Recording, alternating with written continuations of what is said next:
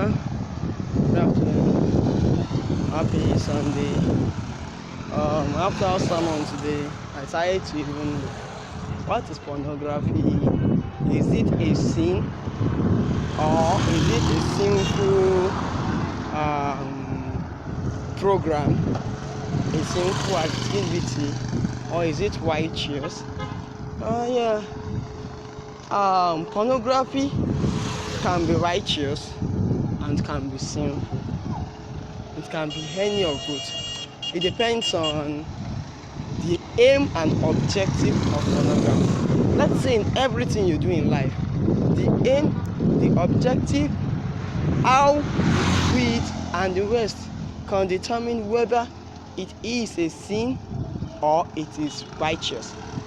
So pornography can either be a sin or it can be righteous as well. And how do you differentiate between a sinful pornography and a righteous one? Now, if pornography is designed just to entertain the watcher, the seer, it's not necessarily sinful, but then it can lead to a lot of sinful practices, because when we are talking about entertaining, we will start to use processes that is going to cheat the psychology and the biology of the person watching it. On that note, it's going to further cause harm to the person, because it is focused on entertainment primarily. You get. On that note, you are not trying to explain the best method of having sex. You are just trying to give a visual representation of a kind of sex that is hilarious, so that they can be entertained. You get. On that note, because once it is just for entertainment, basically it is just for money. It means you are producing a pornographic video or whatever just for money. Then if you are not going to be doing that, you can produce for entertainment, but it shouldn't be the primary reason for your porn production. Because so not everybody, and that's why it's not everybody, and people in the porn industry are not meant to be too much as they are now. You get. They are not meant to be too much. You get. But anyway, if it is to share knowledge about sexual experiences and how you can overcome sexual obstacles and the rest, like how you've been able to overcome it, because sexual problems are different in nature based on the difference on our personality, gender, and individuality as a species. Like, I may be one human being with a slightly different species from another human being. So all these things can cause a kind of difference in your sexual life. And pornography can be righteous too. So now let's even talk about the sinful part. There's one more part I want to talk about, the sinful part.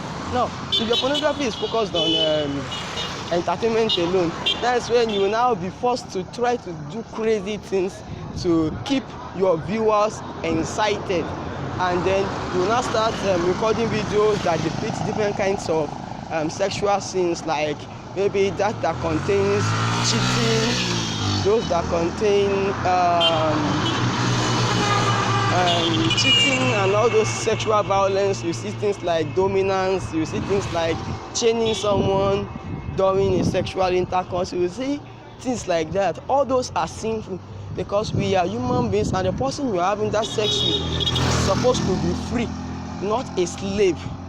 You get. This person is supposed to be free. So all this bondage or whatever kind of sex or porn, you get, is actually propagating the wrong idea to the environment, to people, to youths out there, and it's causing a lot of problems sexually to people, and it's one of the disruptions of the sexual world as a whole. So you should be careful about that. So I would advise viewers out there, if you want to righteously watch porn, don't watch it basically for, yes, you can watch for entertainment, but watch out for loopholes. Is the theme a kind of theme that can subconsciously write into your mind to cheat or commit a kind of sin? Or maybe are you watching the category that can force you to do this thing, to what do I call it, to commit sexual sins, to enslave someone sexually or whatever? You get. Are these are these videos having components that could subconsciously suggest things into your mind, and how? What was the role played by both parties in the sexual intercourse? Okay, what is the obvious role? There is obvious role and there are roles that are not so obvious.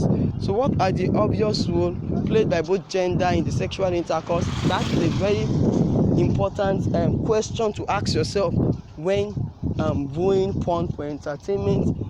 And also, what is the theme? Is the theme going to suggest sin, or it's just going to give you the basic knowledge on how to improve your sex in that same entertaining fashion? You get? That is a very important and primary question to answer as well. So if you answer both questions, that okay, the first one is not going to suggest anything sinful and it's also going to improve my sexual life, and it's something you should keep in your phone, something you should keep with you every day in order to improve your sexual life, something you should keep doing. Okay? But then if you can see that these things are dangerous, they're not going to just destroy your sexual life, but your mentality as a whole, as a human being, then you should be careful. And I would advise you not to view those. I would advise porn stars not to create all those kind of porn, and I will also advise viewers not to view. Well, it's your own cup of tea, whatever problem you get from it, but you can also avoid the problems by selectively watching those that does not create a kind of thing that is negative in nature. You get? So don't do that. And the righteous porn part, if this porn, regardless of whatever they do there, is designed to enlighten you, to give you knowledge that you've never known before, upgrading knowledge, and to upgrading, because some negative knowledge can be upgrading. You get? Then some positive knowledge can be upgrading too. So if it is going to give you the knowledge that will save you from committing blunder, or that will improve your sexual life as a whole, then it's very important. You should watch. The problems of earth is primarily sin. You get? And if we solve the problems of earth, we must start from I said primarily sin, yes, but sexual sin. You get? Is the most popular problem. Sexual sin, sexual misconduct, sexual sinfulness.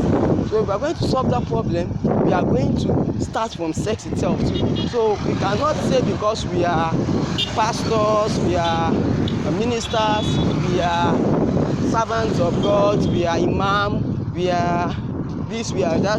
Don't say because we are. So we will not form a kind of hypocritical relationship. Who doesn't stop you from having sex? No. Does it stop you? No. If it does not stop you from having sex and it doesn't stop you from trying to improve your sex life, then why should you be hypocritical? You should be the one taking the lead in helping these people, joining us together. Like, okay, the world wants to have sex. We know we all want to. You get? But how can we have this sex the best way possible, where we will not corrupt ourselves, we will not destroy ourselves, and we will actually empower ourselves and make ourselves better, stronger, wiser, smarter, or whatever?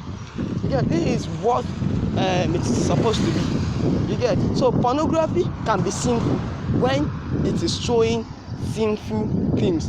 Having sex and seeing someone's nakedness is not a sin. Even the 10 commandments that God basically wrote by himself never say thou shalt not see someone else's nakedness. What he said is thou shalt not commit adultery. You get? Meaning having sex with another person that is committed to another person. You get? This having sex with someone committed to another person, obviously committed, you know this person is committed to another person, and you're having sex with them. It's like you are stealing from the other person. That's how it is like. So it's a form of theft. You get? That's why you should be careful. The Bible did not condemn seeing nakedness. When God created Adam and Eve, he created them naked. You get? If he does not, if he is condemning nakedness, like if he's condemning nakedness, he would have wore clothes for you directly. Like, you will never be able to off clothes. You will be like animals that have their clothes and they never off it. And look at all these animals, even though they have their clothes, is their private part actually covered?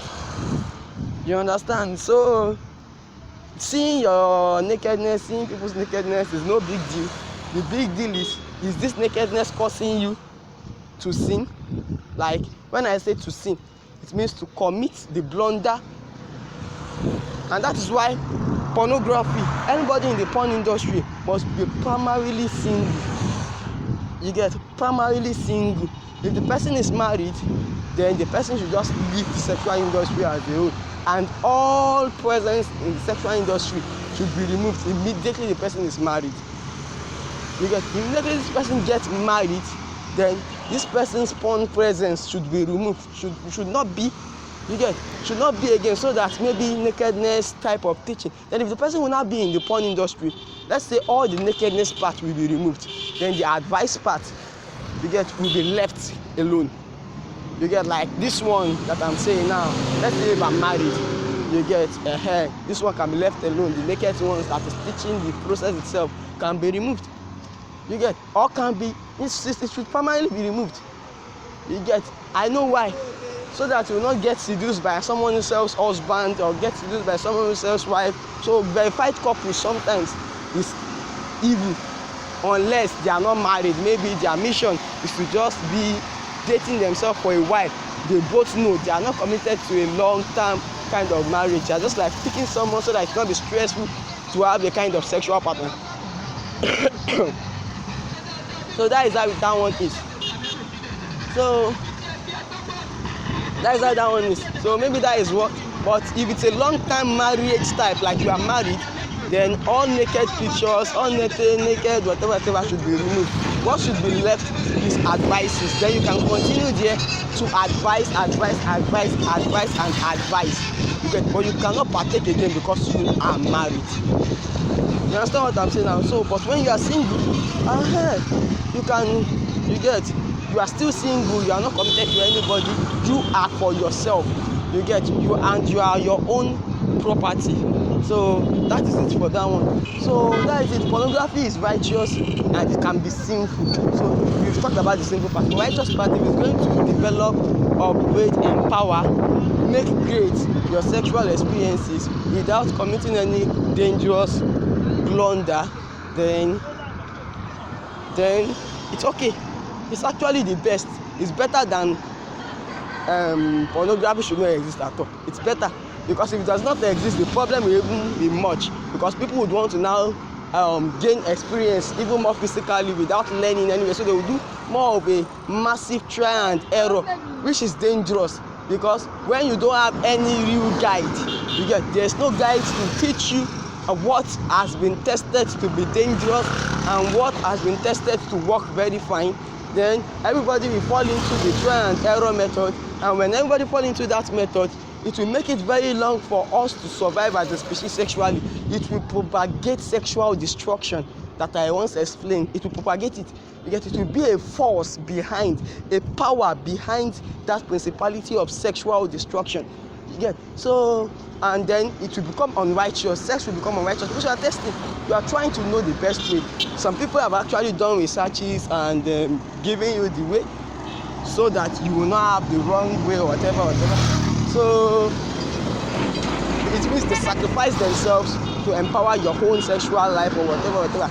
So you should be grateful to those people and don't condemn pornography for hypocritical reasons. So it's an hypocrisy to say pornography is sinful. That's the truth. It's one of the greatest hypocrisy in history. Thank you very much.